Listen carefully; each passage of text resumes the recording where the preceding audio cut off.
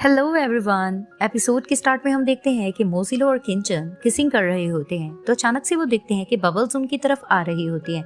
भाई मोज़िलो एंजॉय करने लगती है और एक पर्सन आता है और कहता है कि सॉरी मैंने आप लोगों को डिस्टर्ब किया, मेरे पास ये 2 चीजें हैं, क्या आप इनसे खेलना पसंद करोगे? तो मोज़िलो कहती है कि हाँ मुझे दे दो। तो किंचन कहता है कि नहीं मुझे ऑब्जेक्शन है। तो मोज़िलो कहती है तुम्हारी कौन सुनेगा, और वहाँ पर ही वो उसे बबल्स लेकर किंचन के ऊपर डालने लगती है और वहाँ पर ये दोनों खूब सारी मस्ती करते हैं और एंजॉय करते हैं। सीन शिफ्ट होता है। शोजी ग्रैंडपा के पास आता है और कहता है कि ग्रैंडपा बस भी कर दें, आप मुझसे कितना नाराज रहेंगे।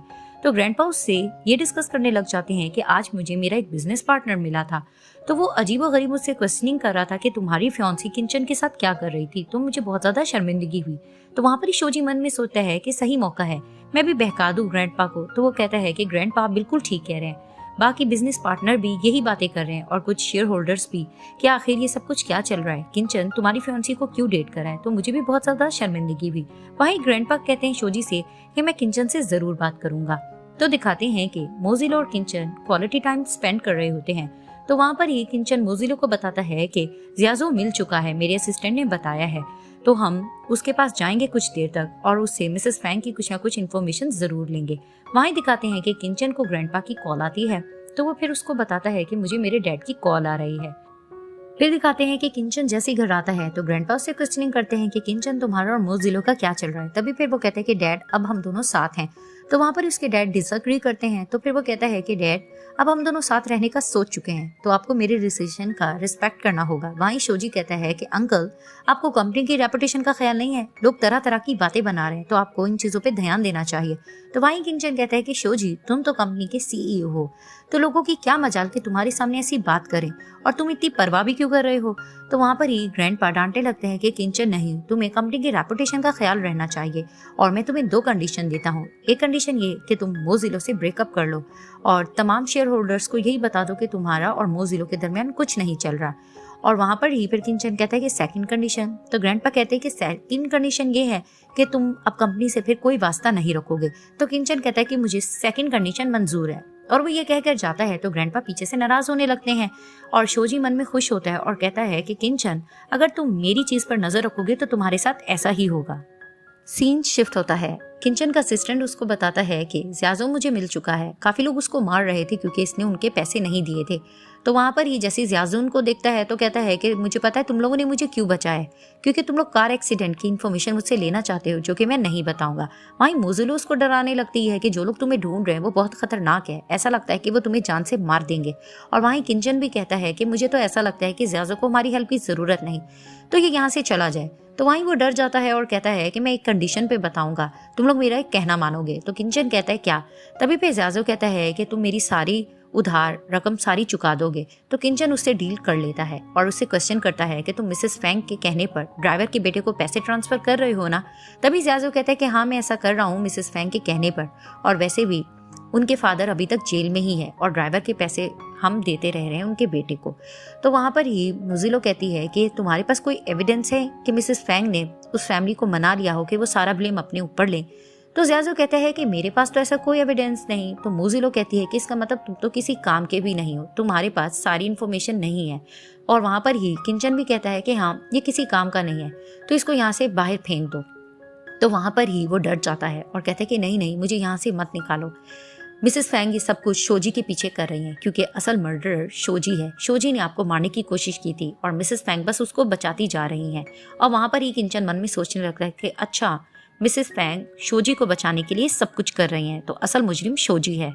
अब मिसेस फैंग कुछ डॉक्यूमेंट्स देख रही होती है तो वो भाग के शोजी के पास जाती है। तो शोजी कहता है मैं कुछ बिजी हूँ, मैं बाद में आपसे बात करूंगा। तो मिसेस फैंग उसको कहती है कि तुम्हें पता है कि किंचन ने जियाजो को पकड़ लिया है और अब कार एक्सीडेंट की बात छुप नहीं सकती। तो शोजी परेशान होता है और कहता है कि जियाजो को इसके बारे में क्या कुछ पता है। तो मिसेस फैंग कहती है कि उसको सारी डिटेल्स पता है। तो शोजी कहता है कि कोई एविडेंस उनके हाथ क्या लग सकता है। तो मिसेस फैंग कहती है कि फिलहाल लग तो नहीं सकता, लेकिन मुझे कुछ ना कुछ देखना होगा।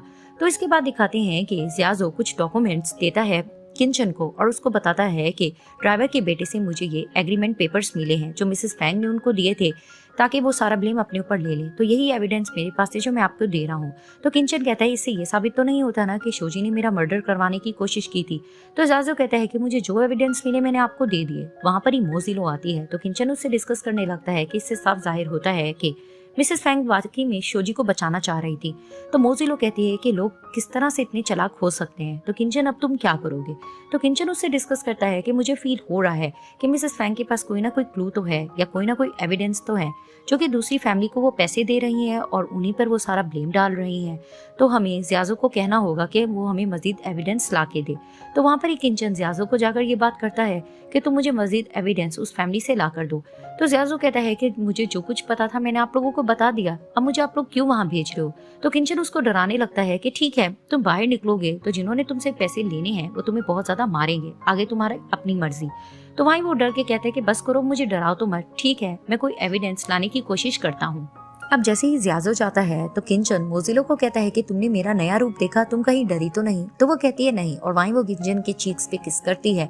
तो किंचन उसको हंस के कहता है कि अब टाइम आ गया कि मुझे अपने फादर के पास जाना चाहिए, उन्हें मुझे सब कुछ बता देना चाहिए। तो देखते हैं कि मिसेस फैंग और शोजी आगे क्या नाटक करते हैं। तो दिखाते हैं कि किंचन जाकर अपने डैड को सब कुछ बता देता है। वहां पर ही उसके फादर शोजी और मिसेस फैंग को बुलाते हैं। तो जैसे ही वो लोग आते हैं तो शोजी कहता है ग्रैंडफादर आपने हमें क्यों बुलाया। तो वहीं किंचन कहता है कि सिस्टर इन लॉ क्या आप मुझे मारने की कोशिश कर रही थी। तो मिसेस फैंग नाटक करती है कि ये तुम क्या कह रहे हो, मैं कुछ समझी नहीं। तो ग्रैंडपा उसको डांटते हैं कि मुझे सब कुछ पता चल गया है। तो किंचन कहता है कि आपने मेरा कार एक्सीडेंट प्लान के मुताबिक करवाया, मैं तो लकी था कि मैं बच गया, बस मैं कुछ टाइम के लिए अंधा हो गया।